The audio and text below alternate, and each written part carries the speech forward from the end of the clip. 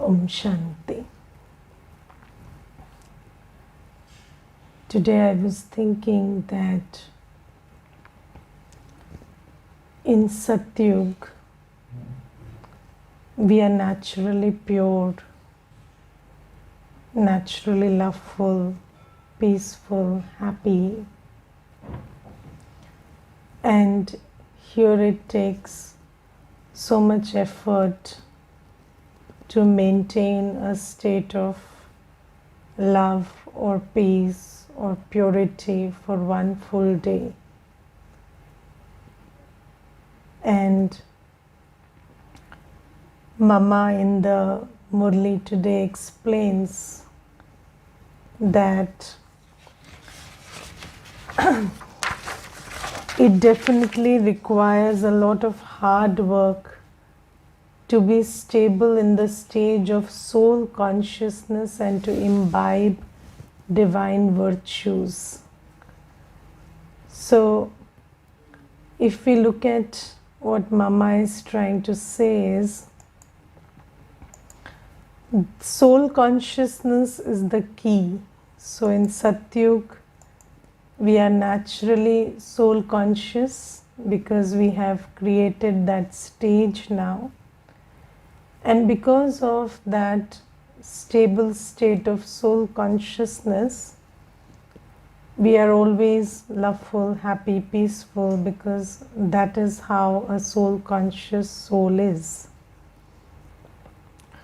Now, if you look at the whole Gyan, so when Baba comes, Baba is not talking about, so Baba definitely talks about imbibing divine virtues, but if you look at most of the time, Baba is talking about changing our consciousness of who I am.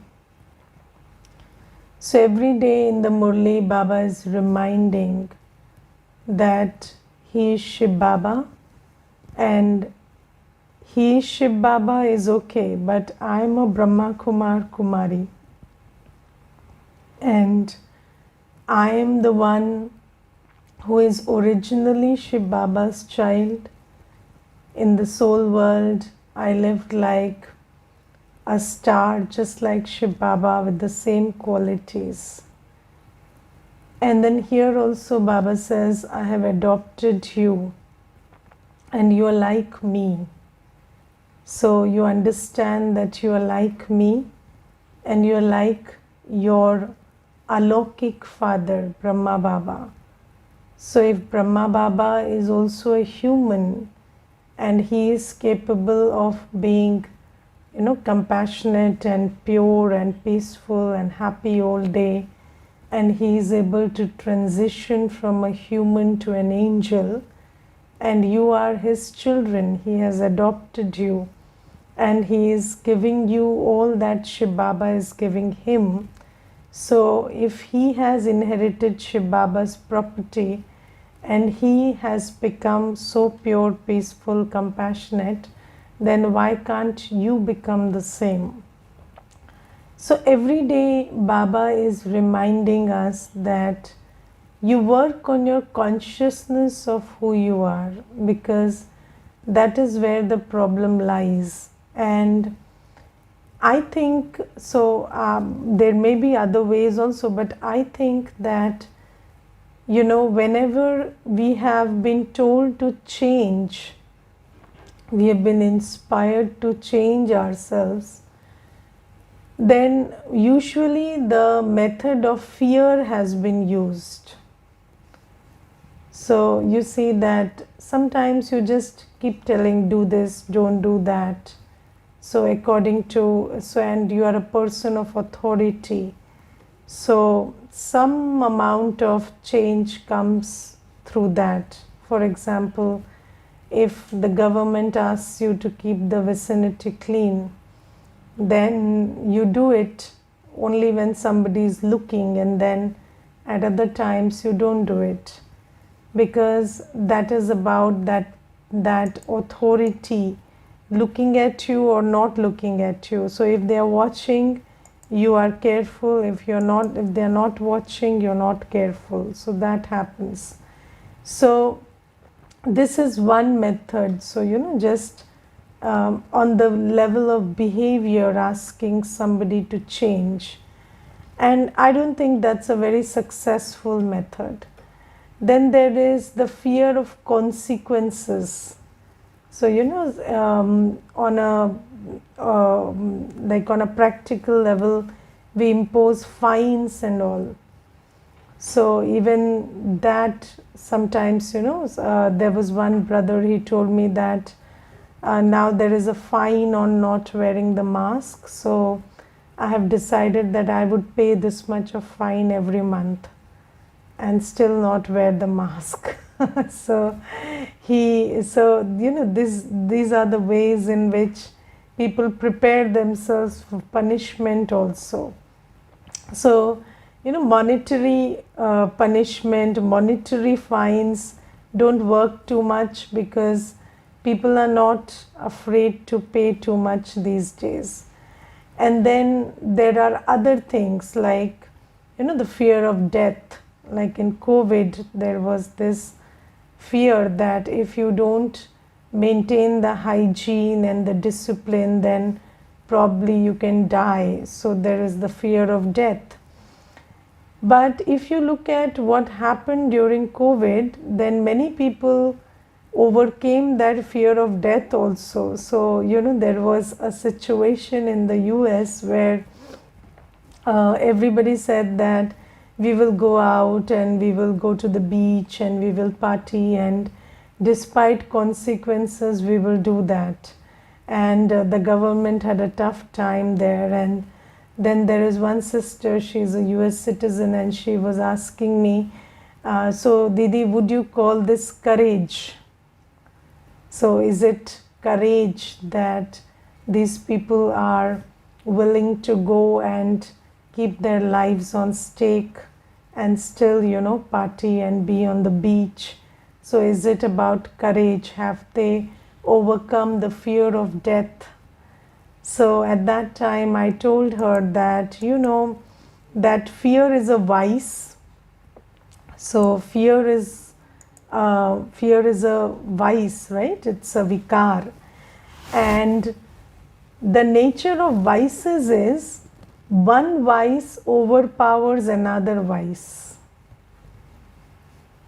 Okay, so in case of, when the lust or when the wanderlust or the lust is too much, then you don't mind death even, because at that time you mind death, but then you just forget that it's like that vikar, that vice creates a cloud over your buddhi, and you are not able to see clearly what you're doing.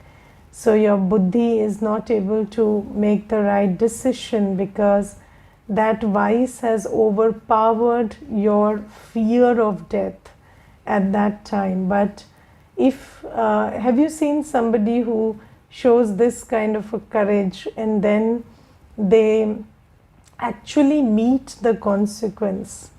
So I've seen this one brother, and he wanted to go on a bike tour, and he wanted to ride a bike, and it was a long ride, and he had some destination. And when he set off, we all told him, don't make that decision, we don't want you to make that decision. But he said, you people are like cowards, and you don't, there is no adventure in your life, and you don't understand the value of an adventure. And he then took off.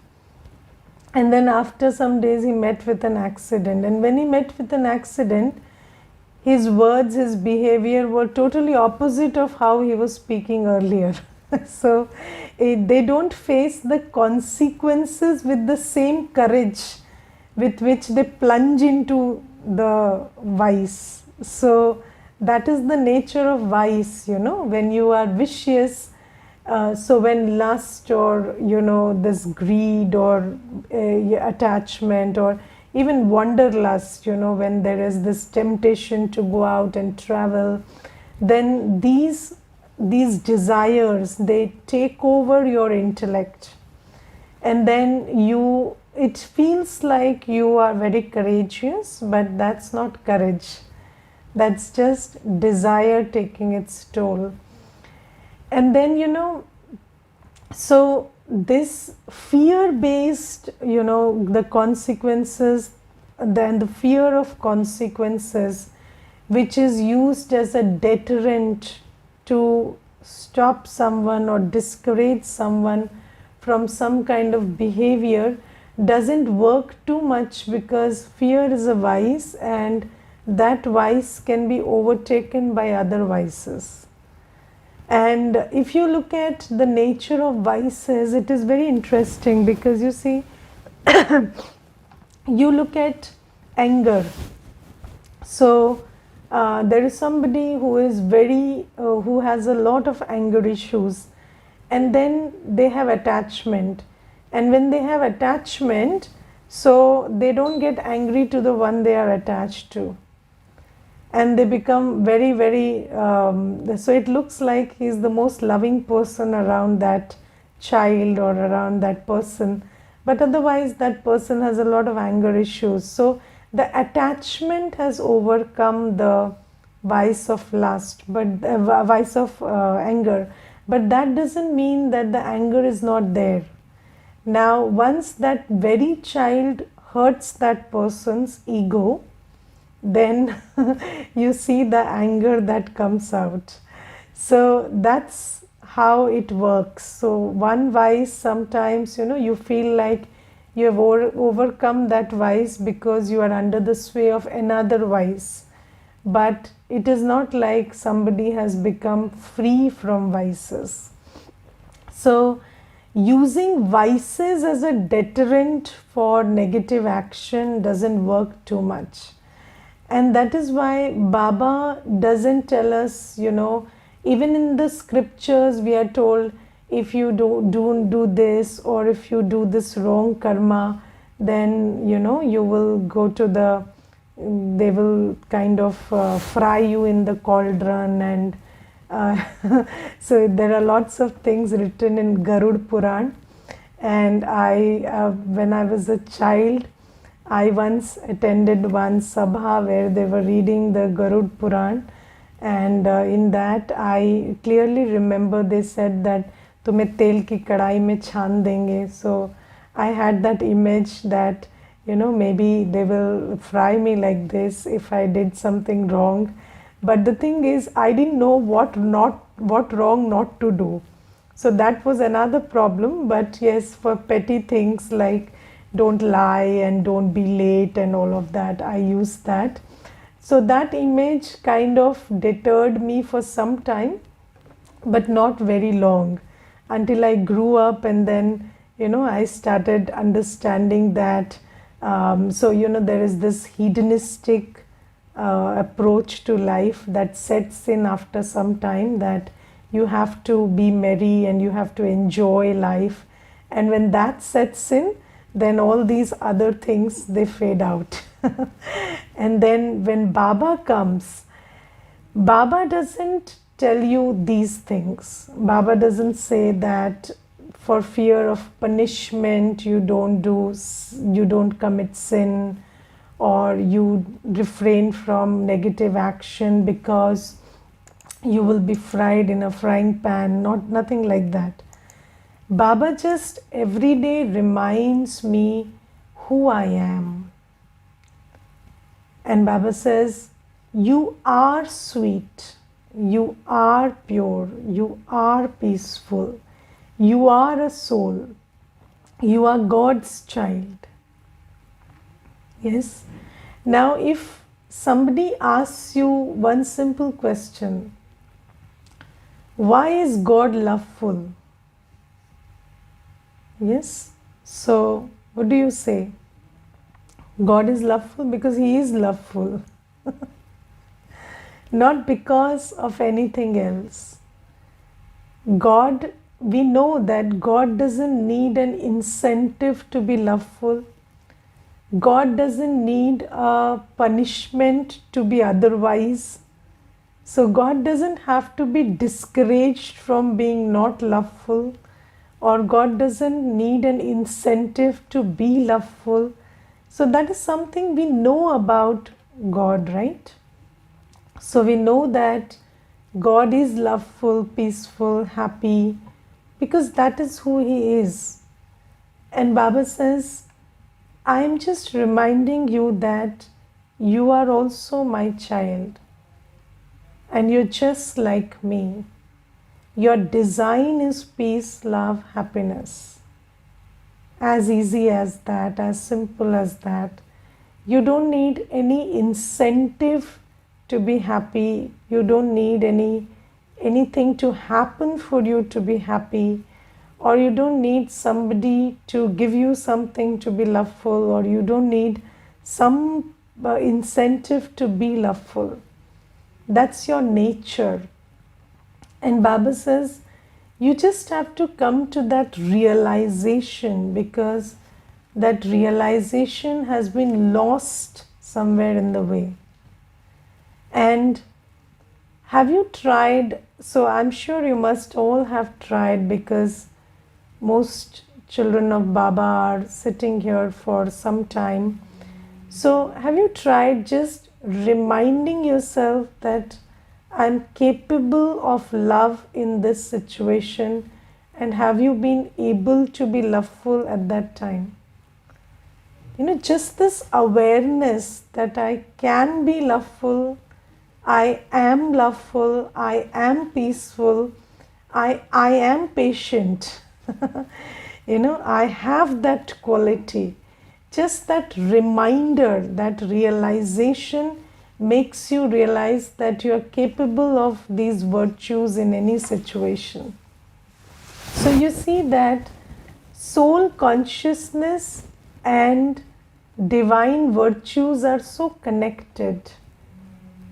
So when you are soul conscious, when you are in awareness that I am a soul and I am Baba's child and this is my quality, then that quality works for you. And I remember there was this one brother, and he had started going to like attending classes for some time.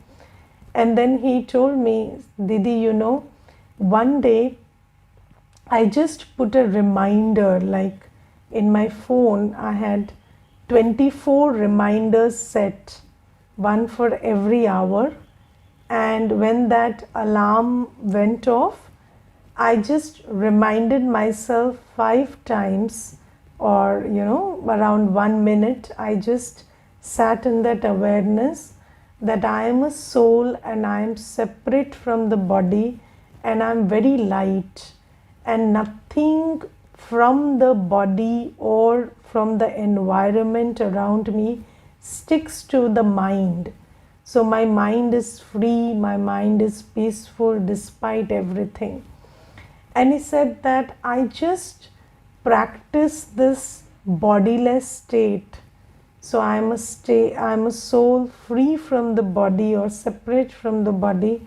I just practiced it 1 hour every 1 minute every hour. And he said that at the end of the day, I had done much more work than I normally do. And I was very relaxed, very light. I was not feeling any burden, and I really felt the power of the practice of bodilessness. Yes, so then I said, so when was that? So he said, 2 months back. So I said, and so by now you must have become like, at least 60 times better in your state than you were that day. So he said, no, I did it only 1 day. From next day, I didn't pay attention. So I said, what did that realization do to you then? So you practiced, you realized, but then you didn't do it. So he said, I felt so happy that this works, that in that happiness, I didn't practice again. So I just know that this is Baba. So you see, the height of our ego. So, so the height of our ego is you are experimenting with Baba's ideas to give a certificate to Baba that you are Baba and you are the truth and whatever you are saying works. And after giving that certificate, you don't even have the sense to apply that in your life and take the benefit of such powerful wisdom that Baba is giving. This is ego, and this is the height of ego that we humans have. And I remember there was this, so when this topic of ego has come up, let me tell you one more thing. So but there was this woman and she used to come to the center, and when she came, first day she came alone and the next day her husband came with her. And then she told me he also wants to do the course. So I said, okay, good, both of you sit. And then I gave the course. And then 5 days the husband came and then he didn't come. And then the woman continued coming. So the 6th day I asked the woman, so why is Bhai Sahib not coming? Did he not like the course? He said, no, he liked the course very much. But he had not come for the course. He had just come to check whether I am going to a right place or not. And now that he is satisfied, he has allowed me to go and attend the classes and his job is done, so he is not coming. So then I asked her, so if he figured out that this is the right course and the right place, then why didn't he continue coming? So if it is right for you, it's also right for him, right?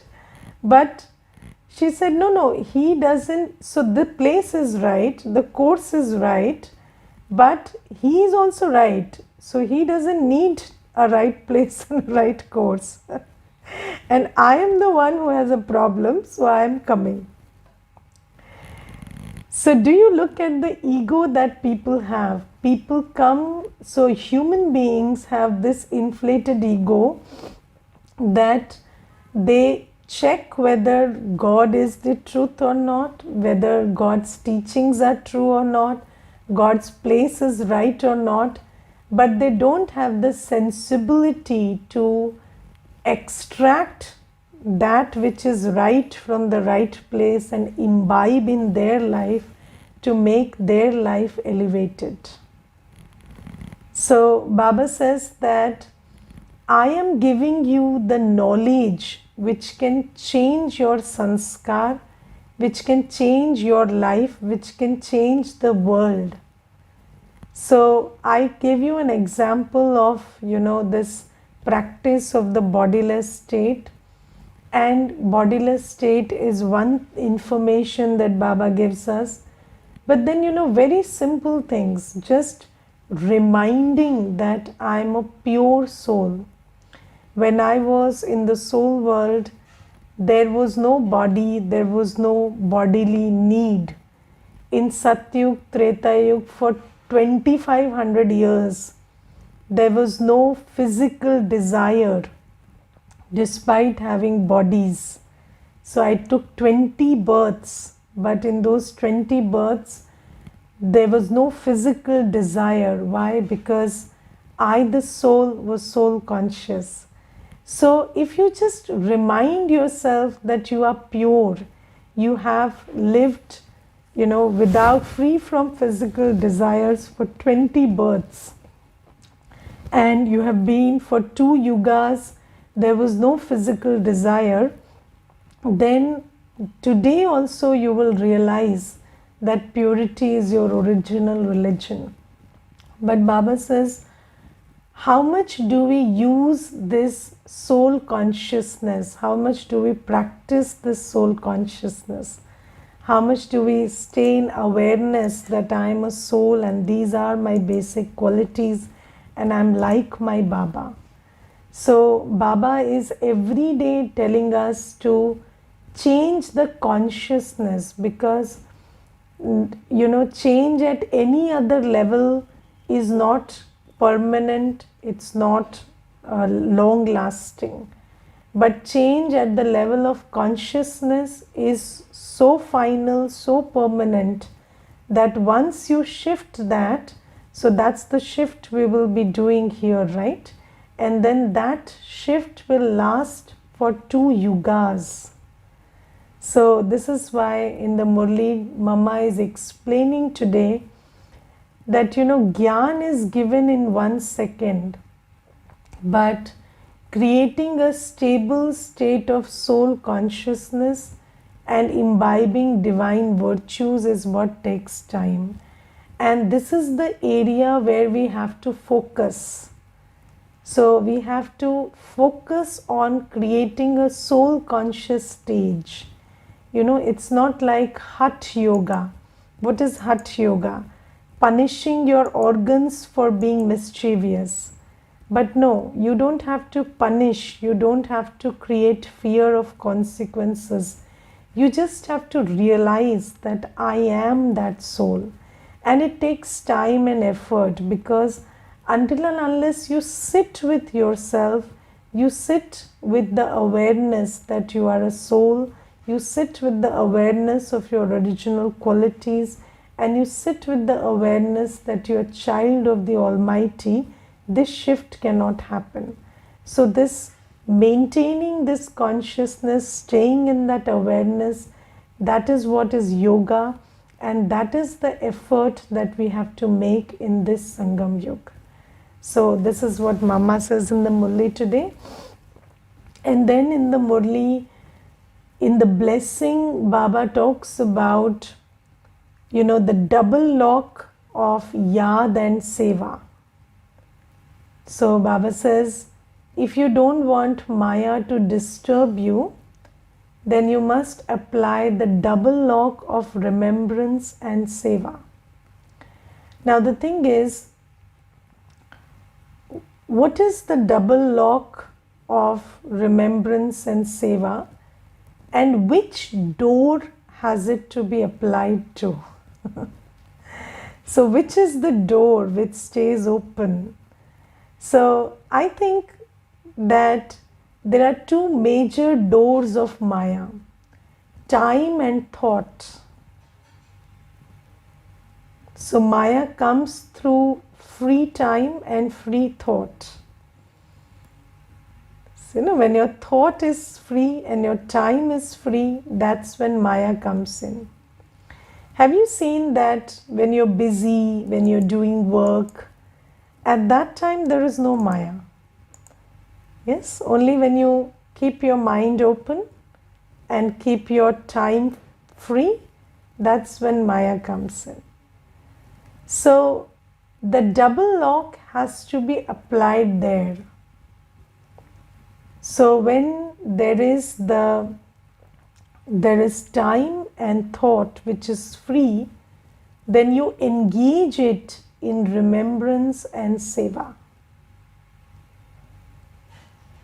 So that's how you engage your time and thought in Seva and remembrance. And not just when it is free, but all the time, having this remembrance of Baba and this attitude of Seva. So Baba has told us that you must change everything lokik into alaukik. Yes, so even when you are doing something which is very ordinary, very mundane, something you do every day, so don't do it with the ordinary consciousness. Do it in remembrance of Baba. Do it with the attitude of Seva. So Baba has told us that even when you're raising children, you're cooking food, you're preparing the house for the children, still you must have the attitude of Seva. So think that these are Baba's children and have that attitude of Seva.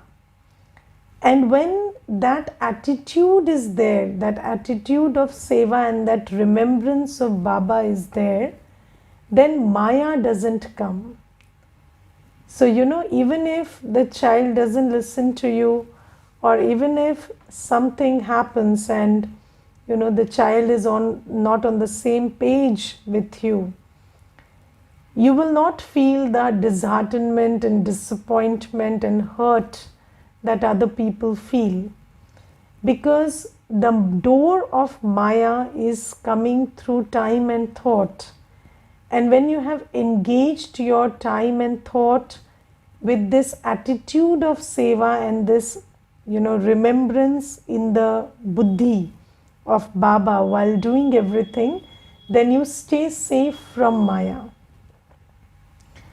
And let me tell you that sometimes, people think that, okay, I can think that this is seva, but this is mundane work, right? But let me tell you, even when we are doing seva, let's say I'm doing seva, I'm living in Baba's house, and in Baba's house everything is seva, right? But even then, if I don't have the attitude of seva, I can get caught in Maya. Because, then why am I doing and why is the other person not doing can come in my mind also. So it's very important to have that conscious attitude of seva and remembrance of Baba, that I'm doing it with the ocean of purity, with the ocean of love. So obviously my state will be very loveful, peaceful, and I'm doing seva. So obviously I'm doing it on Baba's direction. So I don't need any support, any reward, any recognition from anyone or anything around me. So that's the attitude you have to have. And then Baba says that if that's not there, so if the yad and seva double lock is not there, then Maya keeps coming. And you see, everybody is working. So people are not sitting, people are always engaged all the time. Even if they are not engaged in work, they are engaged on the phone. So nobody is sitting idle, but still there is so much of Maya, because you see, that engagement is coming from a sense of I and mine. That engagement is very sensual. That's why all that Maya is coming from that work, from relationships, from every kind of engagement. But when you engage with everything with an attitude of seva, now the thing is, when you are in Baba's remembrance and you are in the attitude of seva, obviously you wouldn't pick your phone and watch negative stuff and wasteful stuff. So Baba says, when you are in remembrance of Baba, then some actions of yours will be auto-corrected, because you know that in Baba's remembrance you cannot have too much sensual engagement. So, you can look at work with detachment, but you cannot engage in sensual pleasure in Baba's remembrance. So these wasteful ways through which our energy gets depleted, they are automatically taken care of. And then, when you're fulfilling responsibilities, so going for work or taking care of the household, if you're doing it in Baba's remembrance and with the attitude of seva, then you don't get caught up in attachment and greed and ego. So that's also another thing. And then Baba today says, now the seva has to be true seva, and the remembrance has to be powerful remembrance. Because sometimes you say it is seva, but then there is a selfish motive behind it. So what is again selfish? So today the word selfish has been used. So real service is that in which there is no selfishness. So selfish is the sense of mine in it. Okay, so Sometimes, children, they try to deceive Baba. And how do they do that? They say, Baba, this is your work. But in their heart, it is my job. Okay, so they would say, this is your seva, but then in their heart, it is my job. And then what happens? Because in the heart, there is this sense of mine. So anything happens to the job, your heart skips a beat. Because that sense of mine is there. So you feel, so Maya comes through this sense of loss and gain, hurt and betrayal, everything, because there is no true feeling that this is seva. Now, if really you consider that the children are Baba's children and the job is Baba's job, and that can only happen when you are taking care of the children according to Baba's Srimad, and you are using the proceeds of the job for Ishwariya Seva. If you're not using your income from the job for Ishwariya Seva, then your heart will not say this is Baba's job. So when there is truth and when there is no selfishness, then really Baba takes care of the fact that Maya doesn't disturb you and your state of mind doesn't fluctuate. Now let me tell you about my experience in Seva. So when my throat is not okay, or I have a fever running, or there is some issue, then I have no problem at all. I tell Baba, I have to conduct 5 classes of yours. So you take care of the body, I will conduct it, or else I will have a nice time sleeping, I don't mind. And then Baba cures me, or Baba at least gives me the strength to sit and talk. And later he gives me sleep good enough so that I can again recharge and go back to work. So Baba helps me finish my karmic accounts also, because karmic accounts everybody has. But that is because when we say this is Baba's seva, yes, this is Baba's seva. And it's not like we are saying this is Baba's seva and there is selfishness inside. So Baba says, when there is remembrance and when there is true Baba's seva, then you will be free from Maya. And what does Maya do? Maya wastes your time, and Maya makes your thoughts negative. Okay? And you see, all the mental discomfort that people are feeling today is because of Maya. And today nobody's mind is at peace. And nobody seems to have enough time. Everybody is in a hurry and they feel they are running out of time, and they are always anxious about time. So these 2 factors are because of Maya. And when you follow this advice of Baba and you take care of Maya, then your mind will always be peaceful, and you will always feel like you have enough time, and that time is on your side. Time is your friend. You don't feel that time is your, time is not, time is always opposing you. You don't feel like that. So you feel time is always on your side and you have enough time, and that's what you achieve. And that's, I think, in Kali Yuga, that is the most you can achieve. So that is the state of mind and your relationship with time that changes when you put this double lock of remembrance and seva. All right.